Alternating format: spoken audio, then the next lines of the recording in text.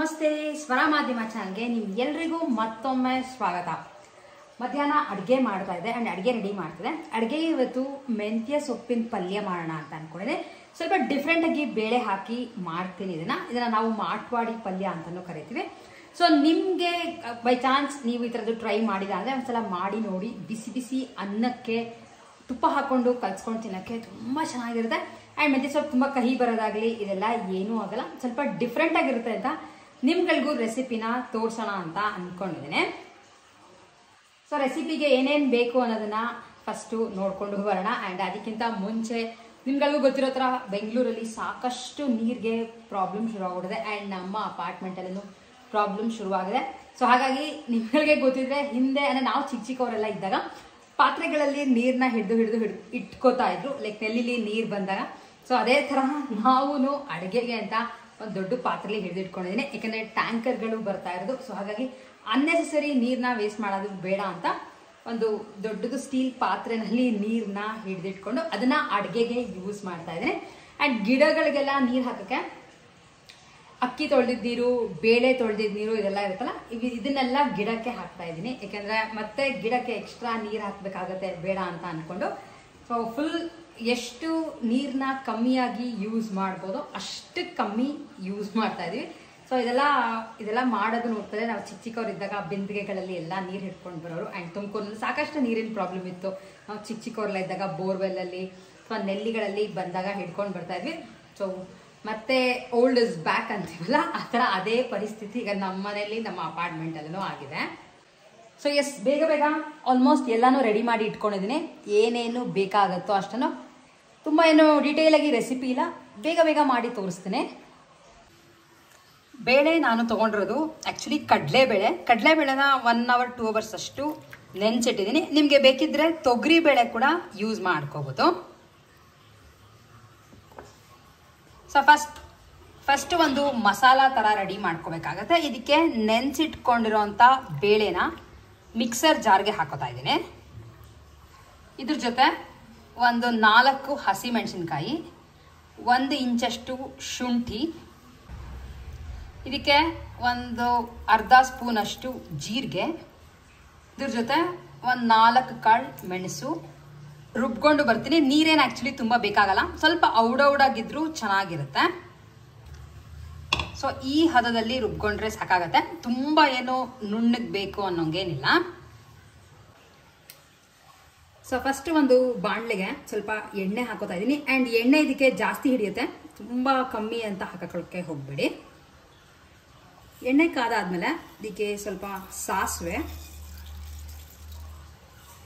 ಹಾಗೆ 1 ಚಿಟಿಕೆ ಹಿಂಗ್ ಹಾಕಿದ್ದೀನಿ.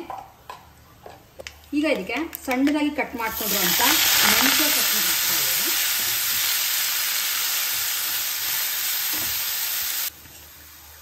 ಮೆಂತ್ಯ ಸೊಪ್ಪನ್ನ 1-2 ನಿಮಿಷದಷ್ಟು ಹುರ್ಕೊಂಡಿದ್ದೀನಿ, ಸ್ವಲ್ಪ ಕಹಿ ಹೋಗೋವರೆಗೂ ಅಷ್ಟೇ. ಈಗ ಇದಕ್ಕೆ ರುಬ್ಕೊಂಡಿರೋಂಥ ಮಸಾಲಾನ ಹಾಕ್ತಾ ಇದ್ದೀನಿ. 1 ಚಿಟಿಕೆ ಅರಿಶಿನ, ಬೇಳೆನೂ ಹಸಿ ವಾಸನೆ ಹೋಗೋವರೆಗೂ ಚೆನ್ನಾಗಿ ಫ್ರೈ ಮಾಡಬೇಕಾಗತ್ತೆ. ಸ್ವಲ್ಪ ಫ್ರೈ ಆಗಿ ಹೊಂದ್ಕೊಂಡ್ಮೇಲೆ ಉಪ್ಪನ್ನ ಹಾಕೋತಾ ಇದ್ದೀನಿ. ಪುಡಿ ಉಪ್ಪೇ ಹಾಕ್ತಾ ಇದ್ದೀನಿ ನಾನು. ಸ್ವಲ್ಪ ಬೇಳೆ ಎಲ್ಲ ಕಲರ್ ಚೇಂಜ್ ಆಗಬೇಕು, ಅಂದರೆ ಚೆನ್ನಾಗಿ ಫ್ರೈ ಆಗಿ ಹಸಿ ವಾಸನೆ ಹೋಗೋವರೆಗೂ ಇದನ್ನು ಗ್ಯಾಸ್ ಮೇಲೆ ಇಟ್ಟಿರಬೇಕಾಗತ್ತೆ. ಆ್ಯಂಡ್ ನೀವು ಅಬ್ಸರ್ವ್ ಮಾಡಿದ್ರೆ ಎಣ್ಣೆ ಸ್ವಲ್ಪ ಕಮ್ಮಿ ಹಾಕೊಂಡ್ರೆ ಈ ಥರ ಕೆಳಗಡೆ ಬೇಳೆ ಅಂಟ್ಕೊಂಡ್ಬಿಡುತ್ತೆ. ನಿಮಗೆ ಬೇಕಿದ್ರೆ ಮಧ್ಯೆ ಇನ್ನೊಂದು ಸ್ವಲ್ಪ ಎಣ್ಣೆ ಹಾಕೋಬೋದು. ಸೊ ಮೆಂತ್ಯ ಸೊಪ್ಪಿನ ಮಾಟ್ವಾಡಿ ಪಲ್ಯ ರೆಡಿ ಆಗಿದೆ. ಆ್ಯಕ್ಚುಲಿ ತುಂಬ ಸಿಂಪಲ್ಲಾಗಿ ಆಗುತ್ತೆ ಆ್ಯಂಡ್ ಟೇಸ್ಟ್ ಸಕ್ಕತ್ತಾಗಿರುತ್ತೆ. ಒಂದ್ಸಲ ಟ್ರೈ ಮಾಡಿ ನೋಡಿ. ಬಟ್ ಒದಗಲ್ಲ. ನಾನು ಫುಲ್ಲು ಆಲ್ಮೋಸ್ಟ್ 1 ಕಟ್ಟಷ್ಟು ಮೆಂತ್ಯ ಸೊಪ್ಪು ಹಾಕಿದ್ದೀನಿ, ಅಷ್ಟೊಂದು ತುಂಬ ಒದಗಲ್ಲ. ಆ್ಯಂಡ್ ಬೇಳೆ ಸ್ವಲ್ಪ ಜಾಸ್ತಿ ಹಾಕಿರೋದ್ರಿಂದ ನೋಡ್ಕೊಂಡು ಸ್ವಲ್ಪ ತಿನ್ಬೋದು. ಬಟ್ ಶುಂಠಿ ಮೆಣಸನ್ನು ಮಾತ್ರ ಯಾವುದೇ ಕಾರಣಕ್ಕೂ ಮಿಸ್ ಮಾಡಿಬಿಡಿ, ಇಲ್ಲದ್ರೆ ಸ್ವಲ್ಪ ಗ್ಯಾಸ್ ಆಗೋದು ಈ ಥರದ್ದೆಲ್ಲ ಆಗೋ ಚಾನ್ಸಸ್ ಇರುತ್ತೆ. ಕಡಲೆಬೇಳೆ ತುಂಬ ಯೂಸ್ ಮಾಡಿರೋದ್ರಿಂದ ಟ್ರೈ ಮಾಡಿ ನೋಡಿ. ಬೈ ಚಾನ್ಸ್ ನೀವು ಮಾಡಿದ್ರೆ ಹೇಗೆ ಬಂತು ಅನ್ನೋದನ್ನ ಕಾಮೆಂಟ್ ಮಾಡೋದನ್ನ ಮಿಸ್ ಮಾಡಿಬಿಡಿ. ಆ್ಯಂಡ್ ಬೇಗನೂ ಆಗುತ್ತೆ, ಸಿಂಪಲಾಗೂ ಇದೆ, ತುಂಬ ಇಂಗ್ರೀಡಿಯೆಂಟ್ಸ್ ಬೇಕು ಅದೆಲ್ಲ ಏನೂ ಇಲ್ಲ. ಸೊ ನಾವುಗಳು ಈಗ ಹೋಗಿ ಊಟ ಮಾಡೋಕ್ಕೆ ರೆಡಿ ಆಗಿದೆ. ಸೊ ಊಟ ಮಾಡಿಕೊಂಡು ಆಮೇಲೆ ನಿಮ್ಮನ್ನ ಮೀಟ್ ಮಾಡ್ತೇನೆ. ಸೊ ನಿಮ್ಗಳಿಗೂ ತುಂಬ ಸಿಂಪಲ್ ಆಗಿ ರೆಸಿಪಿನ ತೋರಿಸಿದ್ದೀನಿ, ಹೇಗೆ ಮಾಟ್ವಾಡಿ ಪಲ್ಯ ಮಾಡ್ಬೋದು ಅಂತ ಮೆಂತ್ಯ ಸೊಪ್ಪು ಇದ್ದಾಗ. ಇದೇ ತರ ಆಕ್ಚುಲಿ ಗೋರಿಕಾಯಲ್ಲೂ ಮಾಡ್ಬೋದು, ತುಂಬಾನೇ ಚೆನ್ನಾಗಿರುತ್ತೆ. ಸೊ ಇಷ್ಟೆಲ್ಲ ಆದ್ಮೇಲೆ ನಿಮ್ಗಳಿಗೂ ಒಂದು ವಿಷಯದ ಬಗ್ಗೆ ಮಾತಾಡಿ ಹೇಳೋಣ ಅಂತ ಅನ್ಕೊಂಡೆ. ಇನ್ನೊಂದು ಸಾಕಷ್ಟು ಸೀರೆಗಳನ್ನ ವೇರ್ ಮಾಡ್ತೀವಿ, ಸೀರೆಗಳು ಹರಿದೋದಾಗ ಕೆಲವು ಸಲ ಬೇಡ ಅಂತ ಬಿಸಾಕ್ಬಿಡ್ತೀವಿ. ಸೊ ಅದ್ರ ಬದಲು ಇದನ್ನ ರೀಸೈಕಲ್ ಮಾಡಿ, ಅಂದ್ರೆ ಯಾವ್ದಾರ ಒಂದು ಡ್ರೆಸ್ ತರ ಆಗಿರ್ಬೋದು ಅಥವಾ ಲೆಹೆಂಗಾಗಳಾಗಿರ್ಬೋದು, ಈ ತರದನ್ನ ಆರಾಮಾಗಿ ಸ್ಟಿಚ್ ಮಾಡಿಸ್ಕೋಬಹುದು. ಸೊ ಕೆಲವು ಸೀರೆಗಳಲ್ಲಿ ಡ್ರೆಸ್ಗಳನ್ನ ನಾನು ಸ್ಟಿಚ್ ಮಾಡಿಸ್ಕೊಳ್ಳಿ, ನಿಮ್ಗಳಿಗೂ ತೋರ್ಸೋಣ ಅಂತ ಅನ್ಕೊಂಡೆ. ಯಾಕೆಂದ್ರೆ ಯಾರಾದ್ರೂ ತರ ಸ್ಟಿಚ್ ಮಾಡಿಸ್ಕೋಬೇಕು ಅಂತ ಇದ್ರೆ ನಿಮ್ಗಳಿಗೂ ಒಂದು ಐಡಿಯಾ ಬರಲಿ ಅಂತ. ಫಸ್ಟ್ ನಿಮ್ಗೆ ತೋರಿಸ್ತಾ ಇರೋದು ಒಂದು ಡಿಸೈನರ್ ವೇರ್ ಸೀರೆ ತರ ಇತ್ತು, ಅಂದ್ರೆ ಬಾಂದಿನಿ ಪ್ರಿಂಟ್ ಸ್ಯಾರಿ. ಇದು ಆಕ್ಚುಲಿ ತುಂಬಾ ಡೀಟೇಲ್ ಆಗಿ ಒಂದು ವಿಡಿಯೋ ಮಾಡಿ ನಿಮ್ಗಳಿಗೆ ತೋರಿಸಿದೆ. ಸ್ಯಾರಿ ಓವರ್ ಆಲ್ ಈ ತರ ಬಂದಿತ್ತು, ಅಂದ್ರೆ ಇದು ರೆಡಿಮೇಡ್ ಸ್ಯಾರಿ ತರ ಇತ್ತು, ಲೈಕ್ ಸಿಂಪಲ್ ಆಗಿ ಡ್ರೇಪ್ ಮಾಡ್ಕೊಳ್ಳೋ ತರ. ಅದ್ರದ್ದು ಸೆರ್ಗ್ ಪಾರ್ಟ್ ತುಂಬಾ ಹೆವಿಯಾಗಿ ಕೊಟ್ಟಿದ್ರು ಅಂತ ಸೆರ್ಗಲ್ಲಿ ವೇಸ್ಟ್ ಮಾಡಿಸ್ದಂಗೆ ಒಂದು ಸಿಂಪಲ್ ಆಗಿ ಬ್ಲೌಸ್ ತರ ಹೊಲಿಸಿದೀನಿ.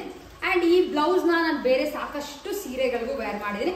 ಅದ್ರಿಗೂ ಕೆ ಸೈಜ್ ಸೀರೆಗಳು ಅಂದ್ರೆ ಪ್ಲೇನ್ ಇರುತ್ತಲ್ಲ, ಸೊ ಅಲ್ಲಿ ರೆಡ್ ಆಗಿರ್ಬೋದು, ಮೆರೂನ್, ಗ್ರೀನ್, ವೈಟ್, ಬ್ಲ್ಯಾಕ್ ಯಾವ್ದಕ್ಕಾದ್ರೂ ಇದು ಹಾಕೊಂಡ್ರೆ ತುಂಬಾನೇ ಚೆನ್ನಾಗಿ ಕಾಣಿಸುತ್ತೆ ಅಂತ. ಅಂಡ್ ಸ್ಕರ್ಟ್ಗೆ ಬಂದಾಗ ಈ ತರದ್ರಲ್ಲಿ ನೀವು ಈ ತರದೆಲ್ಲ ಲೆಹೆಂಗಾ ಸ್ಕರ್ಟ್ಸ್ ಎಲ್ಲ ಹಾಕಲ್ಲ ಅಂತ ಇದ್ರೆ ನಾರ್ಮಲ್ ಆಗಿ ಡ್ರೆಸ್ಸಸ್ ಸಹ ಹೊಲಿಸ್ಬೋದು, ಅಂದ್ರೆ ಚೂಡಿದಾರ್ ಈ ತರದ್ದು. ಬಟ್ ನಾನು ಈ ತರ ಲೆಹೆಂಗಾನ ಹೊಲಿಸ್ಕೊಂಡಿದ್ದೀನಿ, ಲೈಕ್ ಯಾವ್ದಾರ ಒಂದು ಮದ್ವೆಗೆ ಅಥವಾ ರಿಸೆಪ್ಷನ್ಗೆ ಹಾಕ್ಸ್ಕೋಬೇಕು ಅಂತ ಇದ್ರೆ ತುಂಬಾ ಡಿಫ್ರೆಂಟ್ ಆಗೂ ಕಾಣಿಸುತ್ತೆ ಅಂತ.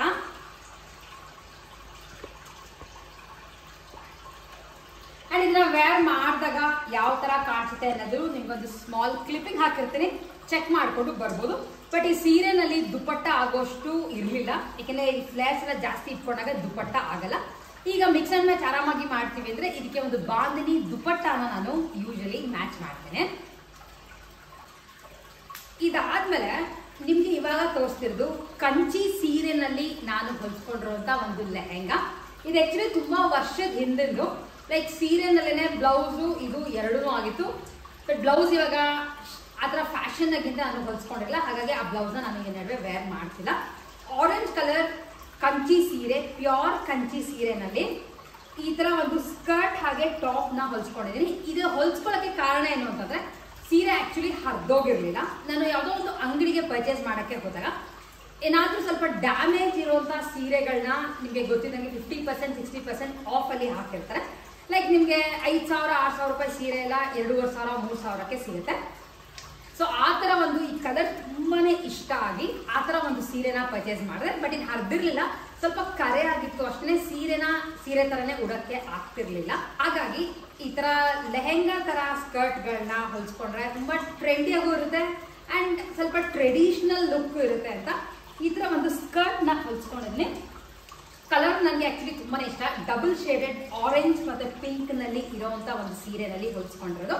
ಇದಕ್ಕೆ ಟಾಪ್ ಆಕ್ಚುಲಿ ನಿಮ್ಗೆ ಹೇಳ್ದಂಗೆ ಇವಾಗ ಇದ್ದು ಟಾಪ್ ನಾನು ಯೂಸ್ ಮಾಡೋಕ್ಕೆ ಆಗಲ್ಲ, ಯಾಕಂದ್ರೆ ಅಷ್ಟೇ ಟ್ರೆಂಡಿಯಾಗೂ ಇಲ್ಲ. ಸೊ ಹಾಗಾಗಿ ಇದಕ್ಕೆ ಯಾವ್ದಾರ ಒಂದು ಮ್ಯಾಚ್ ಮಾಡೋದು ಚೆನ್ನಾಗಿರುತ್ತೆ, ಲೈಕ್ ಬ್ಲ್ಯಾಕ್ ಆಗಿರ್ಬೋದು, ಪಿಂಕ್, ಗ್ರೀನ್, ಯಾವ್ದಾರ ಕಾಂಟ್ರಾಸ್ಟ್ ನಲ್ಲಿ ಚೆನ್ನಾಗಿರುತ್ತೆ.